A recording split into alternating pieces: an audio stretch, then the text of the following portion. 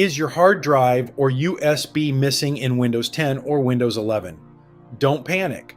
In this video, I'll show you how to restore your missing drive in just a few minutes using simple methods that actually work.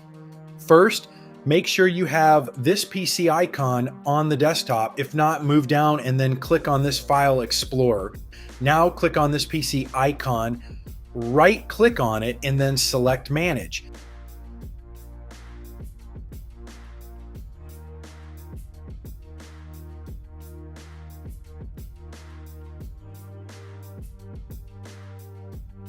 Click on Disk Management. Look for Drive with no letter. Right-click, change drive, letter, and paths. Click on Add. Choose any drive ladder that you want and then click OK.